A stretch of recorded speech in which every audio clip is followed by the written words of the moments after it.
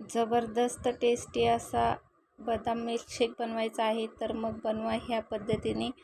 अगदी ice cream पार्लरसारखा milkshake आपण आज येथे बनवणार आहोत बघा, एकदम टेस्टी असा. चला तर मग रेसिपीला सुरुवात करूया. येथे मी घेतलेले आहे 25 ते 30 बदाम आहेत बघा. त्याची मी वरची साल काढून घेतलेली आहे. ते मी रात्रभर भिजत ठेवलेले होते आणि आता आपण त्याची साल ही काढून घेतलेली आहे. आता त्यामधले आपण 7-8 बदाम हे बाजूला काढायचे आहेत. अशा प्रकारे बाजूला काढून घेतले की त्याचे असे छोटे छोटे तुकडे करायचे आहेत. अशा प्रकारे छोटे छोटे आपण एकदम बारीक असे लांब लांब काप करून घ्यायचे आहेत बघा सगळ्या बदामचे. मस्त अशा प्रकारे त्याचे काप करून घेतले की ते साईडला ठेवून द्यायचे आहेत. सर्व बदामचे अशा प्रकारे काप करून घेतलेले आहेत बघा, मस्त असे लांब लांब केलेले आहेत.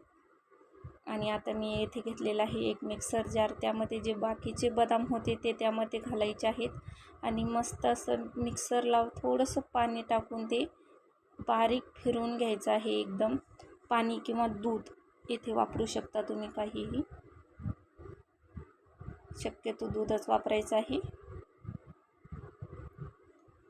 आता मी येथे एक भांडे घेतलेले आहे. त्यामध्ये आपल्याला घालायचं आहे दूध. साधारणतः 1 लिटर दूध मी येथे घेतलेलं आहे बघा. मस्त 1 लिटर दूध आहे. आपण जी प्युरी बनवून घेतलेली होती बदामची ती यामध्ये घालायची आहे. छान असं ढवळून घ्यायचं आहे ते. आता घालायची आहे साखर. आवडीनुसार घालायची आहे, तुम्हाला कितपत गोड पाहिजे त्यानुसार.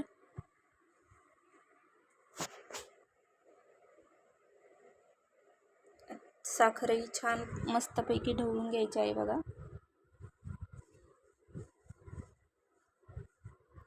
आता आपण हे गॅसवर ठेवलेलं आहे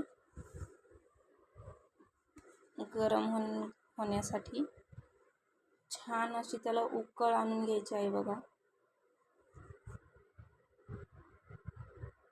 उकळ आली की आपण जे काप केलेले होते बदामचे ते घालायचे आहे. छान असं मिक्स करून घ्यायचं आहे पुन्हा एकदा. आता मी इथे दूध घेतलेलं आहे बघा. त्यामध्ये आपण घालणार आहोत कस्टर्ड पावडर. 2 चमचे मी इथे कस्टर्ड पावडर घेतलेली आहे.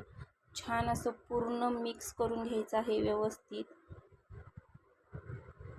आता मी इथे दूध ठेवलेलं आहे ना, आता ती कस्टर्ड पावडर जी आहे ते आपण यामध्ये थोडंसं हळूहळू टाकून पूर्ण ढवळत राहायचं आहे, जेणेकरून त्यामध्ये गाठी बनल्या जात नाही. अशा प्रकारे फास्ट असा हलवत राहायचं आहे बघा त्याला. छान असा कलर येतो बघा त्याने एक मस्त. आता मी इथे इलायची पूड घातलेली आहे. इलायची पूडनी मस्त असा फ्लेवर येतो. छान अशी कंटेंट्स ती जमलेली आहे बघा याची. जसं आपल्याला त्याचं बॅटर पाहिजे पूर्ण सेम तसंच झालेलं आहे बघा. आता आपण हे थंड होण्यासाठी फ्रीजमध्ये ठेवायचं आहे. थंड मस्त असं थंड करून घ्यायचं आहे बघा. आता इथे आपलं बॅटर जे होतं ते पूर्णपणे मस्त थंड झालेलं आहे आणि एकदम आईस्क्रीम पार्लरसारखा मस्त असा घट्ट असा छान आपला बदाम मिल्कशेक इथे रेडी आहे. तुम्ही बघू शकता एकदम जबरदस्त आणि दिसायलाही आणि टेस्टही एकदम मस्त आलेली आहे.